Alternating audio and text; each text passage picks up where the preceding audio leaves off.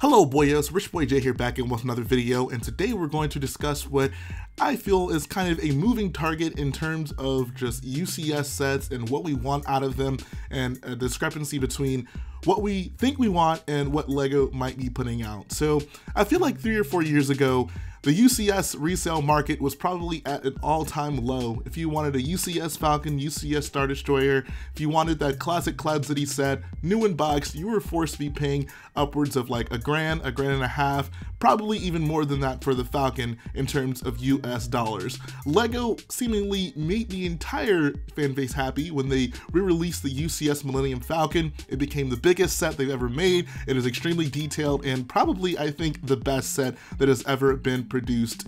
However, next year they followed that up with the Cloud City, which I thought would be an instant hit, right? Like, this was another set on the aftermarket that was commanding some pretty ridiculous prices, and a re-release was really a great thing for them to do in terms of, one, they don't really put out a lot of Cloud City sets, so it was just something that was really fresh and unique for what it was, and two, there were a few figures in that set that we just hadn't gotten updated versions of, so there was certainly a need and desire for that set.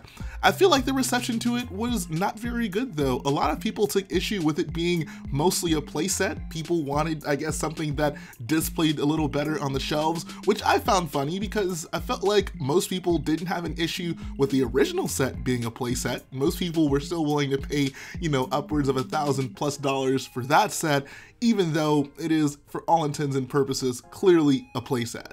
Fast forward to now, and we just got our reveal for the UCS Star Destroyer, another set that on the aftermarket was commanding some ridiculous prices, and now, I mean, it still kind of commands a bit of a price, and I'm definitely going to talk about the pricing of the set a little bit later in the video, but it's certainly a lot cheaper than you otherwise would be getting for the original set, new in box, and it comes with a lot more detail, so I think it is, in really every way, a better set for a much better value than what you would get for the original set, and yet again it is met with criticism. This is something I really didn't expect. I felt that if LEGO put out another Star Destroyer, if it just, you know, improved on detail, if it had the standard of detail we've come to expect with LEGO in these most recent years, it would really be an instant hit.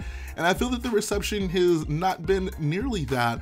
Here are some of the complaints I've heard about the Star Destroyer recently. 1, it doesn't have an interior. 2, the figures it comes with are lackluster, and 3, the pricing. I feel the one that probably has the most merit is the pricing issue. Like I said, we'll get into that, but I did just want to address these criticisms piece by piece.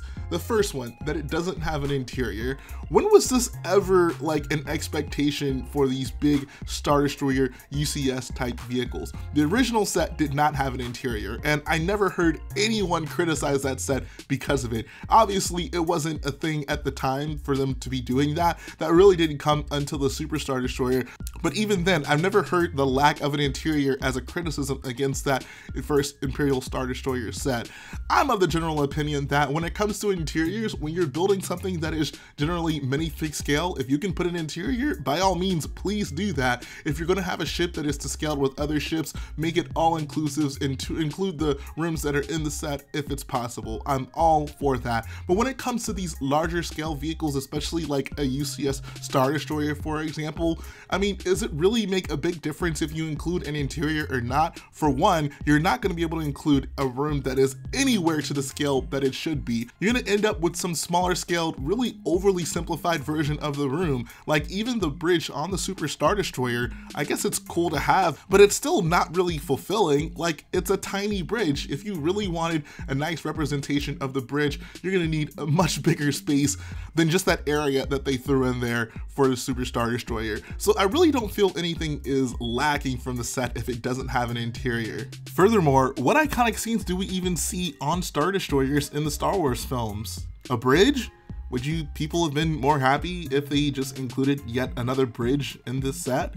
I just feel like whenever you have a build that is this massive and this detailed on the outside, adding an interior is such a small addition and really a minimal factor into whether or not I'm going to buy the set. Clearly, I might just be in the minority here, but this is just the perspective I'm coming from, and I feel like I'm someone who generally really stresses having interiors on Star Wars vehicles. The second point is minifigs, and this one I just find like I can hardly understand some of the points that have been made in this regard, but I've heard a lot of people say essentially that it's a deal breaker because the set doesn't have a ton of minifigs. I feel like I appreciate Star Wars minifigs as much as the next guy, but when I was just thinking about what could this set possibly include when there were many rumors coming up about there being a new UCS Star Destroyer, I often wondered like what new exclusive minifigs could they possibly even give us? Like if you play like an association game with the Imperial Star Destroyer and potential minifigs that might be included, what are some people that come to mind?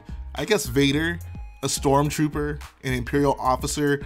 Like these are all figures that we've gotten before many times over. In fact, there is a battle pack on shelves right now with stormtroopers in it. Vader has come in many sets and is not really a rare figure by any means. I guess if they really want it, they could include Vader in like some special arm prints, maybe, but even then, like, would that really make that big of a difference? Like, other than, I guess, the kind of pattern he has on his arms, Vader doesn't really have any, like, signature arm details that I feel that make the normal figure any more lacking than one with, like, a little bit of arm detail would have. So, essentially, I say this all to make the point that I'm really struggling to see, like, why the exclusion of certain figures is really a deal breaker in regard to this set. Like, clearly, the point of this set is that it is a big set, it has a ton of detail, and it's a Star Destroyer. Like, sure, extra figures are cool because that's added value, but at the end of the day, I'm buying this set to have the Star Destroyer. Including figures is really just extra bells and whistles. And finally, the price. Pricing is something I really don't discuss too much on my channel, ultimately because I work at a Lego store.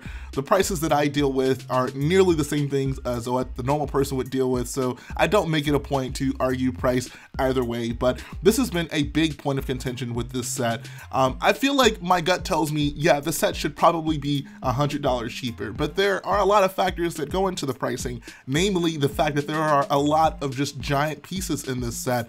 The first thing I want to dispel when it comes to this set is the typical argument of price per piece. If people are saying that if this is a set with around 5,000 pieces, it needs to be $500, I'm going to say, for one, that is just ridiculous, especially when it comes to a set like this. All pieces aren't created equal. Our pieces aren't the same size. You have far more small detail pieces on, for example, the UCS Millennium Falcon than you have on this set. Now don't get me wrong, this set has a ton of small detail pieces too, but a large portion of this set is going to be comprised of very large Lego plates to be able to make up the just massive hull size of this ship, which means that, yeah, the value of those individual pieces is going to be higher than a set that just has a bunch of small pieces. So to use those traditional price per piece arguments against this set, I feel just simply cannot apply.